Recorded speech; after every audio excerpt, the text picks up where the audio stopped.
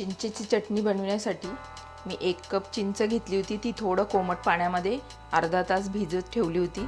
आपण आता ही थोडंसं पाणी घालून शिजवून घ्यायची आहे। तुम्ही बघू शकता हे पाण्यासहित हे संपूर्ण आपल्याला कढईमध्ये घालायचं आहे आणि थोडं पाणी घालायचं आणखी आणि 10 मिनिट आपल्याला ही चिंच शिजवून घ्यायची आहे। चिंच छान शिजली आहे। आपण आता ही मोठ्या गाळणीच्या साहाय्याने आपल्याला हे गाळून घ्यायचं आहे। एका मोठ्या भांड्यामध्ये मी गाळून घेते। तुम्ही बघू शकता मी ही गाळणी घेतलेली आहे।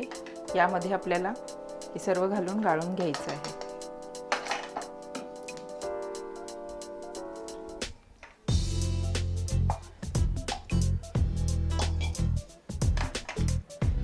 संपूर्ण बारीक जी गाळ झालेला आहे तो आपल्याला काढून घ्यायचा आहे। फक्त या रेषा उरल्या पाहिजे यामध्ये, त्यासाठी आपल्याला हे सर्व गाळून घेऊया।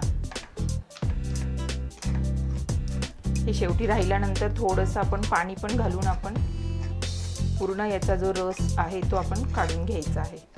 तुम्ही बघू शकता संपूर्ण आपला गाळ तो निघून गेलेला आहे। फक्त ह्या रेषा चोथा उरलेला आहे खाली, हा आपल्याला फेकून द्यायचा आहे। आणि हा जो आपण गाळ काढून ठेवलेला आहे त्याला आता आपल्याला फोडणी द्यायची आहे। कढई ठेवलेली आहे मी गरम व्हायला। त्यामध्ये मी 2 चमचे तेल घातलेलं आहे। तेल जास्त घालायचं नाही, एकदम कमी घातलेलं आहे तेल। त्यामध्ये आपल्याला 1 चमचा जिरं घालायचं आहे।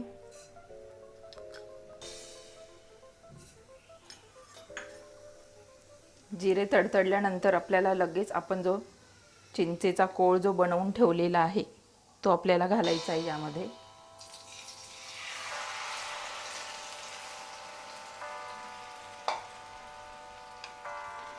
आणि आपल्याला चिंचेची आंबट गोड आणि तिखट अशी चटणी बनवायची आहे। त्यासाठी आपल्याला गूळ लागणार आहे। तर गूळ तुम्ही जेवढं तुमचे चिंच असेल त्याच्या साधारण अर्धी वाटी तरी कमी गूळ घालायचा आहे। मी बारीक तुकडे करून घेतलेले आहेत गुळाचे, तुम्ही बघू शकता। संपूर्ण गूळ आपण घालून घेऊया।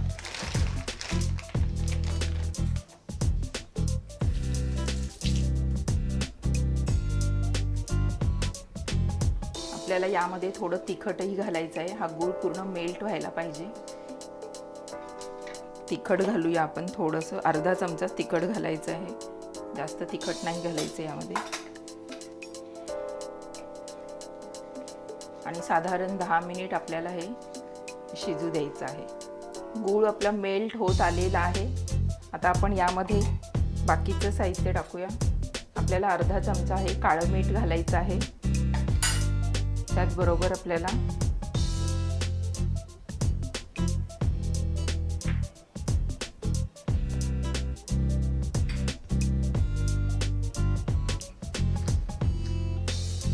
अर्धा चमचा मीठ घालायचं आहे, साधं मीठ। आणि मी सुंठ पावडर घालणार आहे यामध्ये। त्याने स्वाद खूप छान येतो, त्यासाठी आपल्याला अर्धा चमचा सुंठ पावडर घालायची आहे।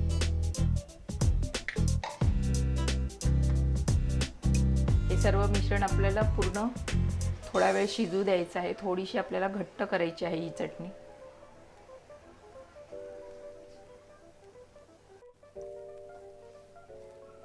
तुम्ही बघू शकता छान कलरही आलेला आहे आणि मस्त शिजूनही झालेली आहे ती।